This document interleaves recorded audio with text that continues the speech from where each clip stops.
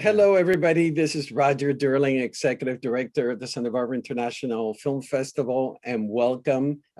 We are here with the writer, director, Billy Ray, of the show, the miniseries, The Comey Rule, and the star of the show, Jeff Daniels. Showtime's The Comey Rule is the first large-scale dramatic production about the Trump administration and James Comey, a responsibility that the limited series star Jeff Daniels and director, writer Billy Ray didn't take lightly. Billy, I want to start with you right away. I told you I've seen the miniseries twice, and I was blown away by your production design, your choices. The scale of the buildings, the scale of the production tends to almost overpower the characters, and it's so striking. And I would love to hear your take on the production design. Well, it's funny. We didn't start with production design. We started with Jeff Daniels. The first thing the first piece of production design that we put into the show was Jeff Daniels. We needed somebody who sort of cast a giant shadow to play Comey, and then you build everything around him. And that is literally where we started. It's funny, Jeff is going back to do To Kill a Mockingbird in October. Yes. That's where Jeff and I met. We had sent him the script, and he was our first choice. And I flew out to New York and watched the show and flipped out like everybody else and went backstage and said, will you please come play James Comey? And the first question that Jeff asked me was, will the studio give you enough money to surround me with great actors? That was his first question. Not what will you pay me? What will you do to surround me with great actors? And that's sort of the idea of the show. In other words, you build the cast around Jeff, and then you build the sets around Jeff because he's that figure in the center. My production designer was a guy named Chris Brown, who had worked for years on Mad Men. I felt it was really important that we have somebody who could make Office Space look interesting. We had some very specific ideas about how to build it and how to shoot it, which is where my DP, Elliot Davis, came into the picture. I let Elliot and Chris, have their squabbles, which is what DPs and production designers are supposed to do. What we were looking for was reality, of course, but a very specific point of view of that reality. From our point of view, the world of night one had to look one way because that's the world before Donald Trump is elected. Correct. Yeah. The world of night two had to look differently because that's after Donald Trump has been elected. So night one, we shot with spherical lenses, and night two, we shot with anamorphic lenses, which make the world just look a little bit different. And every design choice followed that one. So that we're setting up a very specific idea of how the world looks pre-Trump and post. The reason why I asked that first question, Billy, is that every interview I've heard you both, you're answering the political questions, and there was so much artistry behind what you guys put together that I was so infatuated with. For example, during the loyalty dinner, the lights slightly dim for about 5 minutes until the final lighting shot. That thought behind it, the process behind it, I thought it was fantastic. Would you care? Look at the poster right over your left shoulder, right? That's where we wanted to end up. We wanted to end up in that loyalty dinner, since it's the most important scene in the show. It's where the sheriff is in the water with the shark for the first time. We wanted that feel to be that these two people were on an island and everything around them was just dark water, that there was nowhere Comey could go for help or rescue. He was just stuck on an island with this guy. So imagine being Jeff Daniels for a second, put yourself in his 6'3" shoes for a second. The day of the loyalty dinner, the day that we shot the loyalty dinner, we're doing 8.5 pages of dialogue. It's the only scene in the entire show that got its own shooting day. He meets Brendan Gleeson in the makeup truck on that day. For the first time. No time to run lines together. They're literally shaking hands, and then they come onto the set. There's no time to rehearse. I say to them, okay, look, while we're doing this scene, I'm going to be killing all the lights around you. It's a 5.5-minute dim, so just go with it. Oh, and by the way, it's the only day of the show that the real James Comey is on set. He's sitting right over my right-hand shoulder, and action.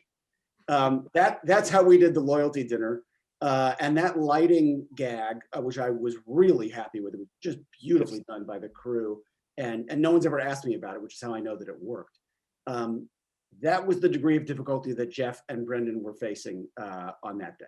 And they, of course, crushed it. And Jeff, tell us your side of the story of that scene of, the first time that you meet Brendan, you have James Comey watching you recreate that scene. What was it like to be in your shoes? Well, it goes back to Billy's comment when we were in the Mockingbird dressing room. You're going to give me good actors, and he did. And Brendan Gleeson was one of them. And for me, the evidence of a great actor is one that still tries to outwork everybody. And everything Billy said about that loyalty dinner that day, literally met him in the makeup trailer where we were putting on our hair. He was putting on Trump's hair. I was putting on Comey's hair. I had a little whatever I had, and that was it. And thank you for doing it. I'm so glad. He got on the plane from Ireland with that. He'd already done weeks of work when he walked onto the set. And when we sat down and they started pretty much with the master and just pulled back I saw it for the first time just like the audience did. And all you have to do with a great actor like Brendan Gleeson is react. And that was my whole thing with Billy, was give me great actors so I can react, because half my performance is in the other actor. Give me great actors and I'll be better. So, and the only thing I would add to that, Roger, sorry to cut you off. No, please go ahead. With actors like that, you don't give them an emotion. You just give them an intention, right? You give them a verb instead of an adjective. And then you just watch as these two forces collide. So, before that scene, I literally just said to Brendan, whatever you do, keep bullying him. And then said to Jeff, whatever you do, don't get bullied. And off they go. And if you look at the page count on that day, literally it's 8.5 pages, I would bet Brendan has 85% of the dialogue. I'm guessing, but I would bet that's where it is. And yet the scene does not feel like it's a scene about Trump at all. And that's why Jeff was the guy who had to play Comey, because you need an actor who knows that his stillness could be as powerful as a page full of dialogue. So Trump is doing his best to steamroll James Comey, and I've got Jeff Daniels who's there just sort of bouncing it all back without actually saying a word.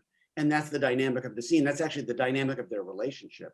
But you can't do it without great actors. I'm glad you brought that up, because I had a question to Jeff about the fact that that scene is there's a lot of close-ups on your face watching reactions, and there is so much going on internally. Was that a challenge for you, or a great thing to tackle, the fact that Comey is all about reactions? It was easy. Once you do all the research on Comey and you know kind of who he is, and you're sitting with Trump, you then you're thinking your way through this. And that was what Billy and I were saying. The problem with Comey was that all we knew about Comey 5 years ago was what the major, the mainstream media was telling us, what Twitter was telling us, what Trump was telling us. You read his book, you say, oh, that's what he was thinking. Well, now my job is to show you what he was thinking during those times where you thought he was such a villain. So like with the Trump thing and the loyalty dinner, Billy said, it's like, what was it, 9 fire hoses? Yeah, when I had written the script, I said to the real Comey, when he read the script, I said, did I get Trump right? Did I get the experience of being with Trump right? He said, you did, which was thrilling. He said, when you're talking to Trump, it's like you're getting hit by 10 fire hoses at once. And if you can grab one of them and wrestle it to the ground, you are congratulating yourself, but you're still getting hit by 9 other fire hoses. And that's what Jeff's playing. Mhm. Yeah, so that you just let the mind spin trying to keep up with him, and the camera catches that. You could have gone the whole prosthetics way. Instead, we see Jeff Daniels, but I see an emotional core that while watching the miniseries, I feel that I'm getting to know Comey, that I'm understanding the emotional core of who Comey is. Can you talk about that approach? Yeah, how do you do that, Jeff? Well, as you're going into it, I mean, I looked at Jim on all the YouTubes. I looked down on Colbert. You get his sense of humor on Colbert. You get a feel for the guy, how he thinks, what he feels, what he believes in, how he sounds. And the look of it, I kept wrestling. Are we really going to put a nose in or whatever we're going to do? There's not that much of a difference, and it's going to look false. And I think there are two ways to do somebody that we already know, and that's like Gary Oldman in Churchill is a great example. He was brilliant in it, but there are a lot more ornaments on that tree than there are on Comey. I mean, the cane, Churchill, the accent, the weight, the thing, all that stuff is great to play and go. It's all external, but I don't have all that. You also have, they know it's me. And particularly with Comey, who's in the world, our world now, we know that you're not him. We know that. So instead, like Jimmy Stewart in the Spirit of St. Louis, he basically played Jimmy Stewart doing, Lindbergh. There wasn't that much of a difference. So you can do that, or you can go Gary Oldman, or you can go, here's Jeff Daniels. See, we all know it's me. I want to bring you in though. I want you bring in, there's somebody else in here, and then you pull them in. And that was like, well, that's going to be the approach. That's what we're doing. And it worked. It was like, I want you to see the Comey inside, not the one on the outside, because you're not going to believe the one on the outside. Billy, it's based on Comey's book, but you make the narrator Rod Rosenstein. Can you tell us about that choice? Sure. I'm asking you technical stuff that's good. Picasso once said, good artists borrow and great artists steal. And I endeavor to be a great artist. I am a huge fan of Amadeus. It's top 10 for me all time. Loved the way they did narration in that movie, the framing device of having Salieri be the guy to tell the story of Mozart, for whom he had nothing but envy. I thought, that would be a fun way to talk about Jim Comey. And then the choices were, should I have Trump be the framing device, or should I have Rosenstein be the framing device? And for some reason, Rosenstein seemed like the better idea. And then we went out and got Scoot McNairy, who was just amazing in that part. No, he's terrific. The original thought was, let's have a narrator so we can handle the informational load of the show, because there was so much backstory that had to be gotten out. But then it turns out that just on a character level, Rod being the narrator gave the thing a completely different dimension, and also made it more fun when Comey gets in a room with Rod, that you've been hearing by that point for 2.5 hours how much Rod hates him. The fact is they came into the U.S. Attorney program together, and like all sort of high schoolish kind of cliques, the U.S. Attorney program was a bunch of young, bright attorneys, and there were cool kids and not cool kids. And the cool kids in that group were Jim Comey and Chris Christie. They were the lawyers that all the other lawyers wanted to go to have a beer with. And Rod was not that guy, and Rod was never going to be that guy. And from that moment on, he sort of had his sights set on Comey. And this was important for me to get across, because I think so much of what Rod did was a reflection of his own psychological issues. We in your script and the story, we get this portrait of a public servant, and you humanize the role of the difficult role of a public servant. You know, can you tell us about that approach? Sure. Well, we're now seeing it in a way that I couldn't have dreamed when we were shooting this movie in late 19 and early 2020. Think about the public servants who work at polling places in America, right? They're just volunteers, right? Who just believe in democracy and want to do what they can. And now all of a sudden that is getting politicized in this really horrific, I think, anti-democratic way. But the idea was that they were people who believe in an institution and in the apolitical intentions of that institution. They just want to help their country. Well, this government has zillions of people like that. And Trump cruelly, and I think inaccurately, called them the deep state.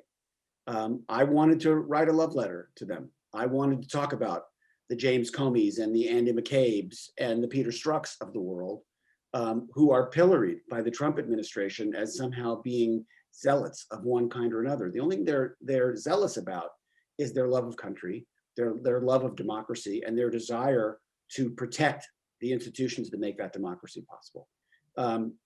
Comey's the perfect example of that. But as the shoot went on, I fell more and more in love with the staff around Comey and wanted to make sure we were telling their story as well. You mentioned, Jeff, that you wanted terrific actors to surround you, and well, it's an incredible ensemble. Holly Hunter, one of my favorite actresses, Jennifer Ely, from Stage Oslo. Can you tell us about working with this sturdy ensemble around you? You can throw the ball around the room and it comes back. That's the best analogy. It's tennis. You're sitting around with 8 people and the ball's getting batted across around that table. Everybody can handle it. Everybody can put spin on it. Everybody comes in ready. Everybody comes in prepared. And that way you can not rehearse. You can throw it against you can take one, it happens for the first time. And if everybody knows it enough so that they can get on top of it and then react, that's kind of the goal of all that. And everybody on that show did that. And that made the show better. No matter whomever you cut to, they got something going on that is related specifically to their character and to this scene. It was really a great cast. Great. Roger, one of the ways to think about it from a director's point of view is don't think of them as actors, think of them as athletes. And by that, I mean, athletes have this internal sense of competition. They don't want to get shown up. They don't want to look like they're not as good as the person in the next lane. And that's how all the actors that we hired on this show were. It comes from the top, obviously, it comes from Jeff, it starts there. And if he would have shown up unprepared and, needed someone to hand him lines off camera, that would have screwed everything, but he's not that way. And you know that going in. So everybody on that set knows, okay, I got to bring it. Take one I just got to be there. And they do, and they compete in a non-whiny, really productive, positive way. Non-whiny. And the other thing about the non-whiniest cast I've ever been associated with. That's a good thing. The other thing about that is, people have asked me, how do you make scenes where a bunch of FBI people are talking not boring? And the way you do that is you make sure that every character has a righteous point of view about everything that's being discussed in that scene, that they have a passion about what's being discussed. It's not information. It's, if we don't do this right, the country's dead. And when they're arguing from that place, the words actually don't matter, because what you're looking at are the faces. And you're looking at the intentions and how they're all trying to sell each other on their given point of view. And when the actors buy in, that's a really powerful thing. Plus, you also gave them a lot of dialogue. I mean, in the scenes with the yes, FBI, he did. and with a lot of jargon too. Yes. Really fast, and I mean, but Jeff, you're used to it because of Aaron Sorkin. But did it feel somewhat different to have all these pages of dialogue? No, once again, just like Newsroom at Comey Rule, you're saying words and phrases that you will never say again. ever. You haven't said them, and now you will never. I mean, so you've got to get it so that they, you know, it's as normal to you as whatever I myself would be talking about. So it's just, you know, repetitive learning of, so that you can just throw it away and it's casual conversation to you. But it's a harder learn, that's for sure.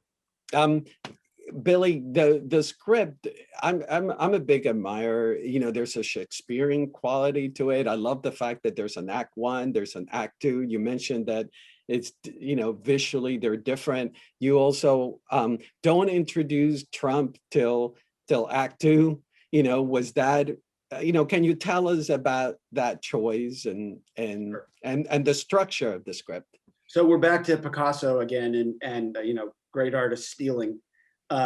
This was Jaws for me, always. You hold off on the moment when we see the shark for as long as you humanly can, and to make it meaningful, you have it be the moment when the hero sees the shark too. And that was the design. So for me, if Trump is just this thing that we're sort of talking about for the first, you know, for the first night, and you know he's a presence, you know he's out there in the same way that you know the shark is out there, but you're really following the story of Chief Brody, right? Which is Comey in this case. That moment where we see Trump and Comey sees Trump, we're having the same emotional reaction to it that he is. You know, your protagonist in classic drama, your protagonist is the emotional window through which we step into a story. We don't know how to feel about anything until the protagonist tags it with a valence, either positive or negative. So the first time I see Comey go like that, as Trump walks into a room, I go, oh, now I know how to feel about this. I'm on that ride with this character. And to me, that was the way to structure it. By the way, there's a million different ways to tell this story that would all be perfectly valid. But I thought this was the way to do it. And it gave the two nights such a different dynamic. I thought that was healthy for the show. And you do something bold, that you added a dramatic dimension to the character of Trump. You know, can you tell us about that? Look, I love Alec Baldwin. I love the treatment that he gives Trump on Saturday Night Live. But from the beginning, the conversation with Brendan was always, we're the first dramatic interpretation of Donald Trump ever. And that brings with it a great responsibility. So your hair is going to be less of a joke than Trump's hair. And your makeup is not going to be orange with, you know, white eye holes right here, which Trump sometimes is. Your suits are going to fit a little better than Trump's do. And we saw an example of that just the other day. We're going to play it straight, right? We are going to play it straight. And you're not going to be a mustache twirling villain. You're going to be a character with drives and desires and intentions. And everything we talk about on the set is going to be, what does the character want and how is the character trying to get it? We're going to play it like a real person. And what's amazing is, because Brendan is Brendan and he has that physicality, people kept coming up to me afterwards saying, oh my God, no one's ever captured the darkness of Trump like Brendan did. Like, you really captured what a thug he was. We really never talked about that. We just played it straight, and Brendan's engine came out through the behavior of the character. And maybe now he'll be the only dramatic interpretation of Trump ever. I don't know who would want to follow that. And Jeff, were you ever terrified about tackling the subject and tackling Comey? No, I looked, when Billy came to me with it, I didn't know how to do it, which was, you know, halfway to yes. And that I'll figure it out later. It's something new. It's something I may fail, at which I may fail. That's what keeps me interested now. And I didn't know how to do him. And so I had to get to work to do that before we started shooting. So and by the way, no, I was too busy playing Jim Comey to worry about that. And by the way, he was doing Mockingbird up until November 3rd. And we got him, his first day on our show was November 12th. He had built 10 days to sort of get his head together. into a contract, which I asked him to cut down to 9, just because our show, the schedule was so tight. But there was one point in October, we were deep into prep, and I flew out to New York to sit with Jeff, and his lovely wife was in the room, and I said to her, "Is there anything I need to know before I go make a movie with this guy?" And she said, "Yeah, on the set, he may be grumpy now and then. It's not you. He's just in his head. Don't take it personally." And that was incredibly valuable advice, incredibly valuable advice. Because every once in a while I would see him and he was totally in his head and didn't want to talk. And I thought, oh, that's not me. That's his process. And I began to celebrate it. And, you know, of course, second the camera's on, he's locked in, he's ready to go. I don't know how actors do it. I honestly don't. I sort of stand in wonder at the great ones. And Jeff's process was unlike the process of any actor I had ever worked with before. Yeah, it's focus. It's just focus. I'm there. We're shooting. I'm here with Billy for one reason only, and this is not to have a picnic. It's not to make everybody like me. I'm pleasant enough, but my job is to do the scenes we're doing today to the best of my ability. And if that means I'm off in the corner, just staying in that head, Comey's head, and leaning towards what we're going to do, then that's what I'll do. It's that important to me that I'm ready when the camera rolls. So, you know, and also I intimidated by it. No, I had just come off Mockingbird and was doing Mockingbird. I had already met the challenge that was Gregory Peck on Broadway and survived that. This was equal to that. And so I'd just done that. And I went into Mockingbird and Gregory Peck going, I'm going to pretend that instead of he gave the definitive performance of Atticus Finch, I'm going to take the attitude that he's the only one that got to do it. So here I come. And it's the same thing with Comey. It's like, okay, whatever he is that. Now my job is to interpret him and give it to an audience in a way that Billy is steering me. And so it's just process. It's never about, oh, I'm scared to do this, or I don't know if I can. It's just get to work.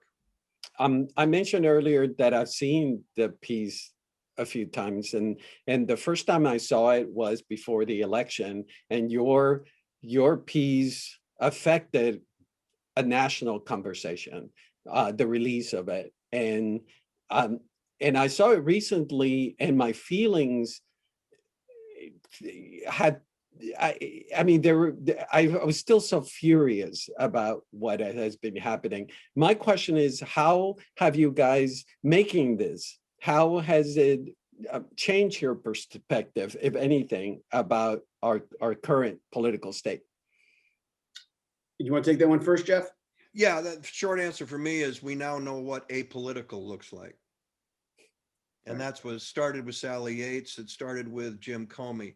He was one of the first ones, the apolitical heroes, the public servants who are not going to be Republican or Democrat. They're going to be apolitical. And later on came Marie Yovanovitch and William Taylor and Colonel Vindman and others. That's what apolitical looks like. We had to look it up back in October of 2016. We don't have to now because of people like Comey. And now I can tell you something that I've never said publicly before, because in the, you know, when you're doing press for something like this, before it airs, you have to say things like, look, I didn't make this movie as a Democrat. I'm just an objective storyteller. You know, you say all those things that you're supposed to say. But the fact is that the reason that I did this was because Donald Trump had won Michigan, Jeff's home state, by 11,000 votes. And I felt very strongly that we could change 11,000 minds in one state. That was what I wanted to do. I felt that we all have a moral imperative now. As storytellers, this is going to sound so pretentious. I don't mean it in the pretentious sort of artsy fartsy way. We have an obligation to reflect America back to itself. We need to show America this is what's happening right now around us in entertaining terms, so that America can make a decision. And that's why we had to make it, and that's why we had to air it before the election. And, you know, I'll never know what impact this show had on people. I know that people have told me, hey, I showed this to my dad and he was going to vote for Trump and he stayed home on election day instead. That's happened enough that it feels more than anecdotal to me. But whether or not we actually impacted the election, the point was to try to become part of a national conversation about what that presidency actually was and what it actually cost us. And I feel very comfortable saying, I'm going to spend the rest of my career telling stories that are about that. This is going to be the work of my lifetime from this point forward, because I think we're going to be unpacking the meaning of this experience for decades to come. You mentioned that you needed to make it entertaining, and the piece is gripping. And also design-wise is very artistic. Was that something? How difficult is for you to balance, Billy, the artistic, the political, as well as the entertainment aspect of putting a piece like this together? You know, we're all servants to the story gods. And all I'm thinking about is what's the best story that I can tell within the confines of the truth, which of course is both a limitation and an opportunity when you're doing a true story. We were doing a love story between a man and an institution. That was always the idea. Everything he does is in defense of that institution. That dictates every script choice. It dictates every performance choice that Jeff was making. It dictates design choices. If you keep your eye on the ball, you know what to do. In other words, I'm sitting here at my computer right now, and in big block letters across the top of my computer, it says, what is the simple emotional journey? When I'm stuck and I have to make a decision, writing-wise, directing-wise, in terms of anything, even production, I ask myself, what's the simple emotional journey? What's the story I'm telling? And in this case, it was very clear what that story was, and that dictated every choice. I've read that you're working on a new project and it has to do with the insurrection. Yes. For my good friends at Showtime, I'm writing and will be directing a 6-episode miniseries about the Capitol attack on January 6th. I'm writing it as fast as it can humanly be written so that I can shoot it by next January 6th, so that on the 1-year anniversary of that event, I'm standing on the ellipse, shooting that same rally. And the agreement with Showtime is that it will air before the midterm elections. And conveniently, Jeff will be done with Mockingbird of Broadway by that time, Jeff right? can expect to hear from me. You know, Jeff can never be rid of me now. You know, we stopped shooting the Comey Rule February 15th of 2020. So it's 16 months later, and I'm still dragging him out to do Q&As and Zooms about Comey. He'll never get rid of me on that level. And yes, of course, I will be begging him to be a part of the January 6th. And this will be full circle because he was doing Mockingbird and you brought him out for Comey Rule. Now he'll be doing right. Mockingbird again. You'll drag him out. That's right. Yeah. I won't let him go become a stage only guy. Not let that happen. I'm going to drag him back into mass entertainment, which is television. Well, I hope this conversation wasn't a drag for you guys. I'm very grateful that you guys took the time to chat with me. It's an amazing show. The Comey Rule, watch it on Showtime. Jeff Daniels, amazing performance. And Billy Ray, I'm a big fan, big fan. Yeah. Thanks so much. So, thank you very much. And thank you, Jeff. Thank you very much. Yeah. Take care.